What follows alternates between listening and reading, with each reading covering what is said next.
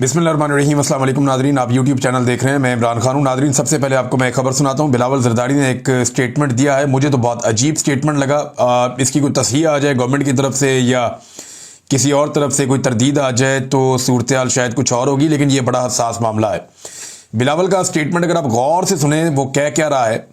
बिलावल ने इंटरव्यू दिया अल जजीरा को, और ये इंटरव्यू देते हुए बिलावल ने कहा, पीपल्स पार्टी के चेयरमैन और साबिक वज़ीर ख़ारजा बिलावल जरदारी ने कहा कि पाकिस्तान को एतमाद साजी के इक़दाम के तौर पर मखसूस अफराद भारत के हवाले करने पर कोई एतराज़ नहीं है, ताहम उसके लिए नई दिल्ली को इस अमल में ताउन पर आमादगी जाहिर करना होगी। सिंपल जुमला यह है कि भारत ताउन करे तो मखसूस अफराद की हवालगी पर कोई एतराज़ नहीं होगा, यह बिलावल ने कहा। अच्छा, बिलावल ने यह बात पाकिस्तान के बिहाफ पर कही है, और बिलावल इस वक्त पाकिस्तान की हुकूमत का हिस्सा है, यानी हुकूमती जमात है। सिर्फ ये वजारत में नहीं बैठे हुए, वो बातचीत चल रही है, शायद ये आके वजारत में भी बैठ जाएं। इनके ऊपर दबाव डाला जा रहा है। और एजाज सैयद साहब की खबर है कि फिर जरदारी साहब की अपनी सदारत जो है वो ख़तरे में पड़ सकती है। मैंने आपको बहुत पहले ये बात कही थी कि जिस वक्त मखसूस नशिस्तें नून लीग को मिल जाएंगी, पीपल्स पार्टी का पत्ता साफ हो जाएगा, क्योंकि पीपल्स पार्टी फिर ब्लैक मेलिंग की पोजीशन में नहीं रहेगी, वो उतनी ताकतवर नहीं रहेगी जितनी अभी है, उनकी वो ज़रूरत भी नहीं रहेगी। लेकिन बिलावल का ये स्टेटमेंट क्या हुकूमत वक्त ओन करती है या डिसोन करती है, क्योंकि यहाँ पे दो लोगों का कैटेगोरिकली बिलावल ने नाम लिया है। पाकिस्तान की रियासत भारत में होने वाली दहशतगर्दी के मामलात पे हमेशा डिनाइल में रही है। पाकिस्तान का जो रियासती मौक़िफ़ रहा है या जो पाकिस्तान की एस्टेब्लिशमेंट का मौक़िफ़ रहा है, वो हमेशा ये कहते रहे कि जी भारत के अंदर दहशतगर्दी में पाकिस्तान से कोई इन्वॉल्व ही नहीं है। वो हमेशा ये कहते रहे कि जनाब भारत पाकिस्तान में दहशतगर्दी करता है। वो हमेशा ये कहते रहे पाकिस्तानी एस्टेब्लिशमेंट के लोग या पाकिस्तानी हुकूमतें कि पाकिस्तान की किसी भी इदारे की या शख्सियत की भारत के अंदर दहशतगर्दी में कोई इन्वॉल्वमेंट नहीं है, और अगर है तो भारत कोई सबूत दे। और पाकिस्तान का एक रियासती मौक़िफ़ रहा कि भारत आज तक सबूत देने में नाकाम रहा। लेकिन बिलावल ने दो लोगों के बारे में बात करते हुए ये कहा, एक बिलावल ने हाफिज सईद साहब का नाम लिया और दूसरा मौलाना मसूद अजहर साहब का नाम लिया।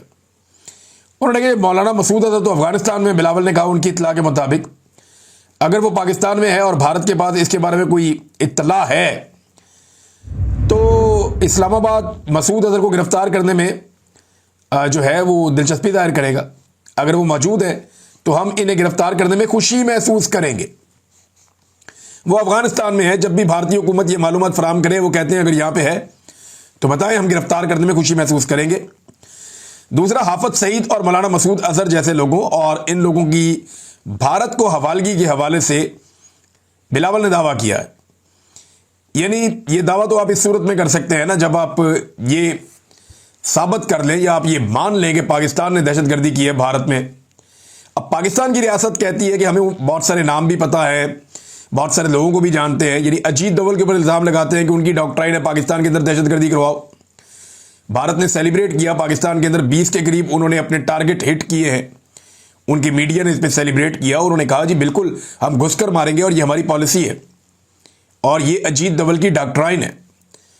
तो क्या पाकिस्तान भारत से अजीत दोवल को मांगेगा कि पाकिस्तान के अंदर कत्लो गारतगिरी हो रही है, ये बंदा आप हमें दे दें, तो भारत पाकिस्तान को दे देगा?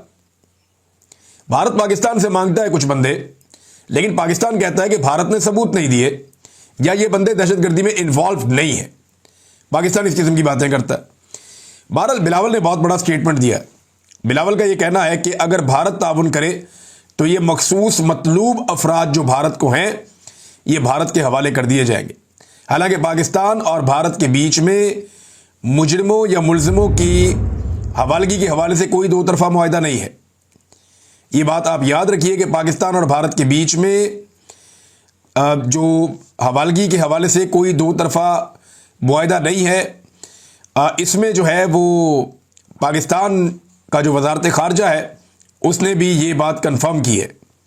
लेकिन बिलावल के दिमाग में ये बात कहाँ से आ रही है, रियासत पाकिस्तान अब इसके ऊपर क्या कहती है, ये आने वाले वक्त में पता चल जाएगा। इस तरह तो पाकिस्तान के पास बेशुमार नाम है, पाकिस्तान भी मांगना शुरू कर दे जनाब वो बंदा भी हमारे हवाले करें, वो बंदा भी हमारे हवाले करें, तो क्या भारत करेगा? बिलावल का जो ये एटीट्यूड है बड़ा ये अजीब मुझे लगा, ऐसा जैसे कि हम एक कमज़ोर मुल्क है और भारत बहुत ताकतवर मुल्क है। यानी अमेरिका तो पाकिस्तान से ले जाता था अपनी मर्जी के बंदे पकड़ के, और ये पकड़ के दे भी देते हैं। अभी आसिम मुनीर साहब ने एक बंदा पकड़ा और पकड़ के अमेरिका को कहा कि जी हमने पकड़ लिया, डोनाल्ड ट्रंप साहब को बताएं, और फिर वो बंदा जो है वो अमेरिका के हवाले भी किया। हमने यहां से हमने बंदा पकड़ा और अमेरिका के हवाले कर दिया, वो लेकर चले गए अमेरिका में। लेकिन क्या कोई बंदा हम वहां से ला सकते हैं? तो क्या अब भारत भी पाकिस्तान से ऐसे ही बंदे ले लेकर जाएगा? जबकि पाकिस्तान की रियासत हमेशा डिनाइल में रही और हमेशा ये कहती रही कि हमारे यहां से कभी भी कोई दहशतगर्दी भारत के अंदर प्लान नहीं हुई और यहां से कोई दहशतगर्दी नहीं की गई।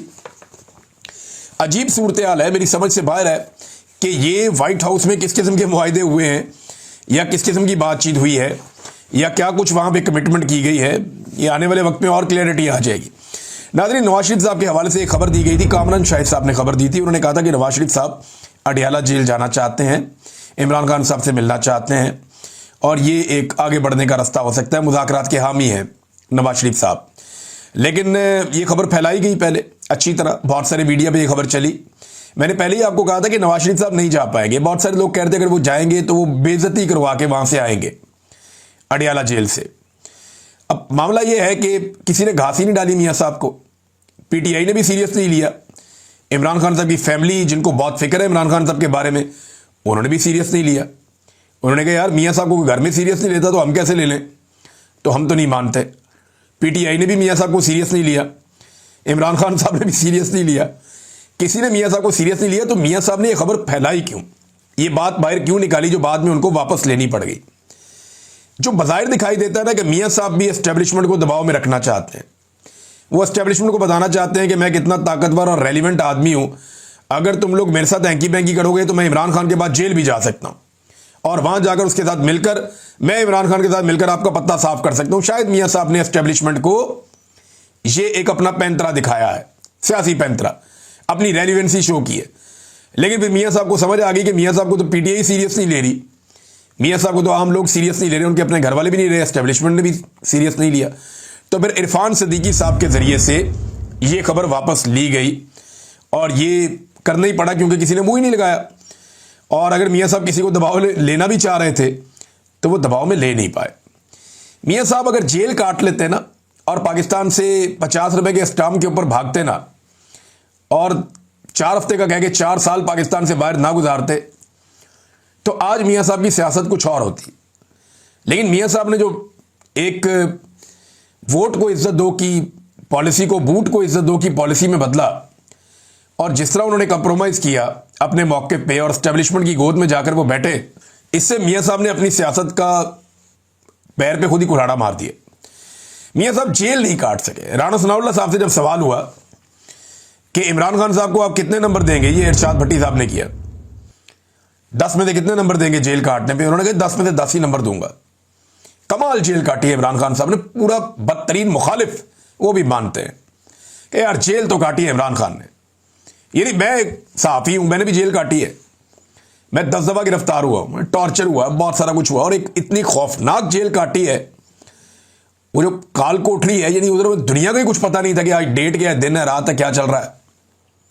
ऐसी खौफनाक जेल भी काटी, छोटा सेल, पता नहीं अजीबो गरीब सूरत हाल, 5 महीने।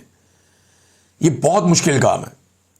लेकिन किसी सियासतदान ने, अगर आप जावेद हाशमी को निकाल दें, जावेद हाशमी साहब ने एक बड़ी सख्त जेल काटी थी, लेकिन उनको मौका मिलता था बाहर आने का, लोगों से मुलाकात करने का, अदालत में आने का, बाहर खुली हवा, सड़कें देखने का।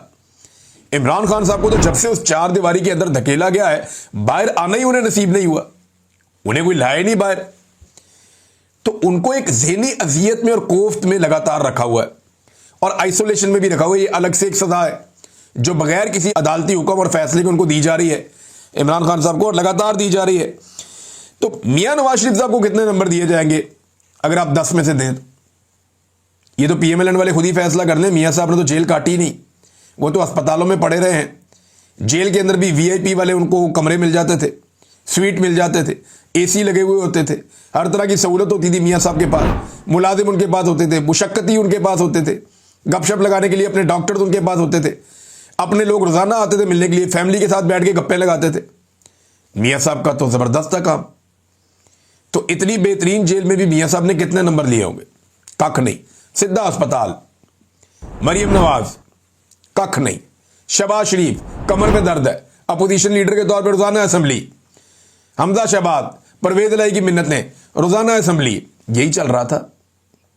आसिफ अली जरदारी जेल के साथ कोठी के अंदर मौजा ही मौजा, ये खबर बताई ना उन्होंने, ज़िया शाहिद साहब ने, आज तक तरदीद नहीं आई। तो इनमें से कोई भी जेल नहीं काट सका। जेल तो काटी है इमरान खान साहब ने, ये अब सारे मानेंगे, और तगड़े होकर इमरान खान साहब ने जेल काटी है, उसका कोई और मुकाबला नहीं है जैसी जेल इमरान खान साहब काट गए हैं। और अब इमरान खान साहब का नाम गायब करके, इमरान खान साहब को अब माइनस करके, इमरान खान साहब को टीवी से निकाल के, इमरान खान साहब को मीडिया से दूर रख के, लोगों को वो नजर ना आए, ये सारा कुछ करके, ये मौजूदा जो हाइब्रिड निज़ाम है, इनको ये लगता है कि ये इमरान खान साहब को ख़त्म कर देंगे। ऐसा नहीं हो सकता। आपको याद है ज़ियाउल हक ने कितना लंबा अरसा, लगभग 10 साल से ज़्यादा अरसा जो है, ज़ियाउल हक ने हिलने नहीं दिया था पाकिस्तान पीपल्स पार्टी को। कहीं आपको पीपल्स पार्टी का झंडा नहीं आने देते थे, भुट्टो का नाम नहीं आने देते थे, कोई खबर नहीं आने देते थे। लेकिन जिस दिन बेनज़ीर भुट्टो लाहौर एयरपोर्ट पे उतरी, उस दिन एक रिकॉर्ड इस्तकबाल बेनज़ीर भुट्टो का हुआ था। ये एक हकीकत है, इससे आप भाग नहीं सकते। मिलिट्री एस्टेब्लिशमेंट ने पूरा जोर लगाया सर से लेके पांव तक। वो पीपल्स पार्टी को तबाह नहीं कर सके, खत्म नहीं कर सके। भुट्टो को फांसी होने के बावजूद जब भुट्टो की बेटी आई तो फिर छा गई, सबसे बड़ा इस्तकबाल उसका हुआ। तो ज़ियाउल हक जैसा डिक्टेटर नहीं कर पाया। याया खान जो है वो मुल्क टूट गया, याया खान जीत नहीं पाया। अयूब खान आज खत्म हो गया, फातिमा जिन्ना आज भी जिंदा है, मादरे मिल्लत। जनरल मुशर्रफ कहां गया? कोई नाम लेवा है? एक पॉलिटिकल पार्टी बनाई थी जनरल मुशर्रफ ने, लड़ा हुआ इलेक्शन, एक काउंसलर का सीट नहीं जीत सकते वो, अब जीरो हो गया, खत्म हो गया। वक्त का डिक्टेटर था, 10 साल तक स्याह और सफेद का मालिक बना रहा। कहां गया जनरल मुशर्रफ? कहीं नहीं। सियासतदान नहीं खत्म होते, सियासतदान तभी खत्म होते हैं जब वो खुद कंप्रोमाइज कर लेते हैं, जैसे नवाज शरीफ ने किया, जैसे जरदारी ने किया। पीपल्स पार्टी को जरदारी के अलावा कोई खत्म नहीं कर सकता था, जरदारी ने कर दी खत्म। नून लीग को नवाज शरीफ के अलावा कोई खत्म नहीं कर सकता था, नवाज शरीफ ने और उसकी बेटी ने और भाई ने मिलकर कर दी खत्म। जो मेहनत इनके बाप ने की थी बड़ी, दिन रात एक करके, वो बर्बादी फेर दी उन्होंने। अब हालात इनके ये हैं कि जेल में जाने वाले सहाफियों को भी हरासा किया जा रहा है। ये शाकिर वान साहब ने रिपोर्ट किया, वो बता रहे थे कि कोर्ट लखपत जेल ट्रायल में जाने वाले सहाफियों को हरासा किया जा रहा है, कवरेज पर पाबंदी लगाई जा रही है। कवरेज पर आने वाले सहाफियों को यह भी कहा जा रहा है कि ऐसा ना हो कि आप यहां आ तो गए हैं, वापस ही ना जा सको। अब इस तरह के मामलात हो रहे हैं, और ये जो एक ट्रायल हो रहा है जेल में कोट लखपत में, उसको ऐसा बनाया जा रहा है जैसे मिलिट्री ट्रायल हो रहा था, जैसे उसकी कवरेज नहीं हो सकती, इसकी भी नहीं हो सकती। और ये बददयांती नजर आ रही है। ये नजर आ रहा है कि सिस्टम इस वक्त पूरी कोशिश कर रहा है कि किसी तरह इमरान खान को माइनस कर दे, और साथ ही साथ वो ये भी कोशिश कर रहा है कि इमरान खान साहब जो तहरीक खड़ी करना चाह रहे हैं वो तहरीक भी ना चल सके। अच्छा, इमरान खान की मकबूलियत को कम करने में तो ये नाकाम ही है, दूसरी तरफ अपनी मकबूलियत को बढ़ाने में पब्लिक का पैसा झोंक दिया है इन्होंने। पब्लिक का पैसा खर्च कर करके थक गए हैं, अपनी मकबूलियत ये हासिल नहीं कर पा रहे। मिसाल के तौर पे आप ये देखें, ये आपके सामने एक पूरा पेपर है जिसमें ये वर्क ऑर्डर है कि 10 दिन के लिए प्रमोशन करवानी है। प्रमोशन क्या है? 10 मुहर्रम के हवाले से जो है वो गाइडलाइन है, और बहुत सारे ऐसे बैनर पोस्टर और चीज़ें जो छपती हैं उसके हवाले से ये है। अब ये इसके ऊपर जो पैसा खर्च किया जा रहा है वो 20 करोड़ रुपया है। और ये खर्च कहाँ किया जा रहा है, ये जरा दूसरी अब तस्वीर देख लें, यहां आपको तस्वीर नजर आएंगी।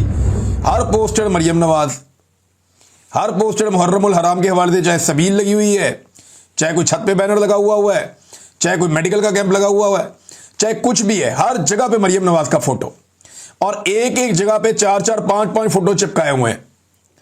लोग जिसको मुस्तरद कर चुके हैं उसका फोटो जबरदस्ती लगाया गया है। और यहां पे देखें ना, खास तौर पे एहतमाम किया गया क्योंकि मुहर्रमुल हराम की मुनासबत से है, तो काले कपड़ों में मरियम नवाज के फोटो बना के तो वहां पे लगाए गए हैं, क्योंकि हमारे जो अहले तिशी बहन भाई हैं वो यहां पे जब जाते हैं तो वो काले कपड़े पहनते हैं मुहर्रमुल हराम में, तो वो काले कपड़ों की मुनासबत से मरियम नवाज साहबा को भी काले कपड़े पहना के तो जगह जगह पोस्टर चिपका दिए। यानी ये मजहबी मामलात के अंदर भी इन्होंने अपनी फोटोएं चिपका दी हर जगह पे। कहीं पे ये सियासत का मौका जाया नहीं करते और सियासत का मौका छोड़ते नहीं है। महकमा सेहत के हवाले से आप ये देखें ना कि जो पंजाब ने नया कदम उठाया है, यहां इन्होंने 1,30,000 मुलाजमीन पंजाब में फारिग कर दिए हैं महकमा सेहत के। ज़राअत के बाद महकमा सेहत को सबसे बड़ा नुकसान पहुंचाया मरियम नवाज ने। पहले तो करोड़ों किसानों को तबाह बर्बाद कर दिया और अब उसके बाद महकमा सेहत के मुलाजमीन के ऊपर जलगार की है। मुख्तलिफ यूनिट्स के 1,30,000 से जायद मुलाजमीन को नौकरियों से फारिग कर दिया गया है। यह पोस्ट पाकिस्तान तहरीक इंसाफ ने की है और तशहीर की खातिर पहले से जारी मंसूबों को अपना और अपने वालिद का नाम देकर दोबारा लॉन्च किया गया और साथ ही महकमा सेहत के बड़े पैमाने पर 1,30,000 से जायद मुलाजमीन को नौकरियों से फारिग कर दिया गया है। नाज़रीन, ये हालात पैदा कर दिए इन्होंने पाकिस्तान में। पहले ही लोग बेचारे भूखे हैं, लोग बिल नहीं दे पा रहे, लोग खुदकुशियां कर रहे हैं और ये लोगों को बेरोजगार कर रहे हैं बजाय इसके कि उनको रोजगार देते। तनख्वाहदार तबके से जो इन्होंने टैक्स वसूल किया ना गुज़िश्ता एक साल में, वो 555 अरब रुपए का टैक्स इन्होंने वसूल किया है, जबकि जो कारोबारी लोग हैं, रिटेलर्स हैं, उनसे सिर्फ 38 अरब रुपए का टैक्स इन्होंने वसूल किया। यानी तनख्वाहदार तबके से जिन्होंने टैक्स लिया ना, वो 51% ज्यादा है पिछले साल की निस्बत। 51% ज्यादा तनख्वाहदार तबके ने 51% ज्यादा टैक्स दिया है अदाद-ओ-शुमार के मुताबिक। अब मुझे आप ये बताएं कि क्या 51% तनख्वाह बढ़ी है? तनख्वाह बढ़ती है 10%, टैक्स बढ़ता है 51%, महंगाई बढ़ती है 50%। और भाई गरीब आदमी, तनख्वाहदार आदमी जाए कहां पे? लोग खुदकुशियां ना करें तो और क्या करें? लोगों के हालात इतने इन्होंने खराब कर दिए हैं कि लोगों के पास जीने का सहारा इन्होंने छीन लिया है। अब टिकटॉकर्स की जो पॉलिसी है वो ऐसे है जैसे वो वीडियोस बना बना के लगाते हैं कि जनाब हम बहुत अच्छा काम कर रहे हैं। होता यह है कि जो हुकूमत होती है वो एक संजीदा चीज होती है, वो पॉलिसीज बनाते हैं, वो अपनी पॉलिसीज के जरिए से चीजों को चलाते हैं। जैसे कि इमरान खान साहब बैठ के पॉलिसी बनाते थे, लोगों के साथ बैठते थे, मुशावरत करते थे, सीनियर लोगों को बुलाते थे, दुनिया भर की किताबें वो पढ़ते थे, चीजें पढ़ते थे, दुनिया के मॉडल्स को स्टडी करते थे, उसके मुताबिक वो कहते थे ये पॉलिसी हम बनाएंगे, चल जाएगी। नवाज शरीफ भी अपने दौर में बड़ी अच्छी पॉलिसीज बनाते रहे हैं। परवेज मुशर्रफ एक डिक्टेटर था, उसने भी अपने दौर में पॉलिसीज बनाई थी। बेनजीर भुट्टो ने भी अपने दौर में पॉलिसीज बनाई थी। लेकिन ये बिल्कुल ही निकम्मे हैं, ये टिकटॉकर्स बिल्कुल ही फारिग हैं, इनका दिमाग ही काम नहीं करता। अंदाजा करिए ये कैमरा उठा के और मुंह उठा के चल पड़ते हैं जिधर को इनको भेज दिया जाता है। इनके ऊपर प्रेशर था कि पहुंचो पाकपतन अस्पताल, ये उधर पहुंच गए। उधर जाके इन्होंने किया क्या? एक एमएस फारिग कर दिया, सीईओ फारिग कर दिया और उसको डीसी को कहा जनाब आप भी चार्ज छोड़ दें। अंदाजा करें आप, उनको गिरफ्तार भी करवा दिया। भाई इस तरह तो आपको सारे अस्पतालों में सारे बंदे गिरफ्तार करवाने पड़ जाएंगे। वजह यह है कि आपको सहूलतें देनी होती हैं। यानी एक अस्पताल में ये जाती है तो दूसरे से खबर आ जाती है, फिर तीसरे से खबर आ जाती है, फिर चौथे से खबर आ जाती है। चक्कर यह है पॉलिसी और विजन नहीं है इनका, ये सिर्फ इश्तिहारबाजी और सस्ती मशहूरी और नौसरबाजियों के चक्कर में और कुछ भी नहीं है। ये हुकूमतें छोटे मोटे ये छापे नहीं मारती, हुकूमतें जो होती हैं वो पॉलिसियां बनाती हैं। ये पॉलिसी बनाने के काबिल नहीं है। और इमरान खान साहब ने जो पॉलिसियां बनाई थी जैसे सेहत कार्ड की और दीगर हेल्थ के हवाले से, वो सारी इन्होंने तबाह बर्बाद कर दी, इन्होंने खत्म कर दी। जो मेहनत यास्मीन राशिद ने पंजाब में की थी, ये बाप बेटी ने मिलके वो मेहनत जाया कर दी, तबाह बर्बाद कर दिया। एक और नाजरीन बड़ी खबर है और ये खबर है वजीरिस्तान से। इसको बहुत सारे लोगों ने पोस्ट किया। मैं आपको ये अहमद फरहाद साहब ने जो विजुअल पोस्ट किया है वहां से मैं आपको लगाकर दिखा देता हूं। कुछ और लोग हैं उन्होंने भी ये तस्वीर पोस्ट की हैं। जो वजीरिस्तान है वहां पे बहुत बड़ी तादाद में लोग सड़कों पे निकल आए, उन्होंने एहतजाज किया और वो दहशतगर्दी के खिलाफ और मुमकिना जो ऑपरेशन है उसके खिलाफ एहतजाज कर रहे हैं। देखिए वजीरिस्तान में फौजी जवान भी शहीद होते हैं, वहां पे ऑपरेशन में दहशतगर्द भी मारे जाते हैं वाज़-औक़ात, और आम लोगों की बहुत बड़ी तादाद जो है वो शहीद होती है। अक्सर अमन अमा की खराब सूरत हाल है, वहां ड्रोन हमले किए जाते हैं, उनकी वजह से आम शहरी जो है बच्चे हैं वो शहीद हो जाते हैं। और 2025 में अब तक अफसरान समेत 70 से ज़ायद सिक्योरिटी एहलकार वहां पे अपनी जानें गंवा चुके हैं। अब ये अमन अमा की जो जिम्मेदारी है वो सूबाई हुकूमत की भी है, वफाकी हुकूमत की भी है, लेकिन बॉर्डर की सिक्योरिटी जो है वो फौज के पास है और इंटेलिजेंस की जिम्मेदारी जो है वो इंटेलिजेंस एजेंसियों के पास है। लेकिन अमन कायम नहीं हो पा रहा। जो मकामी लोग हैं वो क्या कहते हैं? वो ये कहते हैं कि हमारे यहां पे जानबूझकर अमन कायम नहीं होने दिया जा रहा, यहां पे गुड तालिबान और बैड तालिबान का गेम खेला जा रहा है। मुझे अली अमीन गंडापुर साहब ने ये बात कही थी और यही बात अली अमीन गंडापुर साहब ने आर्मी चीफ के सामने भी कही थी, और पूरी जो एक हरारकी है वफाक की, उनके सामने बैठकर कही थी कि ये जो गुड तालिबान है, इनकी वजह से यहां दहशतगर्दी फैल रही है। गुड तालिबान का मतलब यह है कि ये वो लोग हैं जिन्हें सिक्योरिटी फोर्सेस कुछ नहीं कहती, ये आते जाते हैं अपनी मर्जी से, ये भत्ता भी लेते हैं, लड़ाई भी करते हैं, इसको गुड तालिबान कहते हैं। एक्चुअली जब कोई गुड तालिबान कहता है तो उसका मतलब ये है, ये वो तालिबान है जो गुड बुक्स के अंदर है रियासती इदारों की, और जो बैड तालिबान है ये वो है जो रियासती इदारों के साथ लड़ाई में है। तो जब ये डिवीजन होती है ना, तो इसकी वजह से कन्फ्यूजन भी होती है और दहशतगर्दी भी बढ़ती है। अब जो मकामी लोग हैं वो ये कहते हैं कि बिला तफरीक आप इन लोगों को यहां से निकालें, कोई गुड और कोई बैड नहीं है। दूसरा, ड्रोन हमले ना किए जाएं। वो चाहते हैं वहां पे ऑपरेशन के नाम पे जो कुछ इससे पहले हुआ, उनका इस्तेसाल हुआ, दोबारा कोई ऑपरेशन ना हो। और वो ये समझते हैं कि उनकी जो मादनियात हैं उन पे कंट्रोल के लिए यहां पे जानबूझ के ऐसे हालात पैदा किए जाते हैं कि चीजें ऑपरेशन की तरफ चली जाएं और हमें ये इलाके खाली करने पड़ जाएं। ये मकामी लोगों का कहना है और वो बार बार ये बात कहते हैं, और क्योंकि मुझे बहुत दफा उन्होंने ये बात की है इसलिए मैं आपके सामने रख रहा हूं। लिहाजा वजीरिस्तान के मामलात को बड़ा बारीकी से देखने की जरूरत है। DGISPR हाल ही में इस पर ट्वीट भी कर चुके हैं। उसके बारे में ये खबरें भी आ रही हैं मुबैना तौर पे कि 27वीं आईनी तरमीम में फाटा को वापस वफाक के साथ मिलाने की कोशिश की जाएगी, उसके इख्तियारात वफाक के पास चले जाएंगे।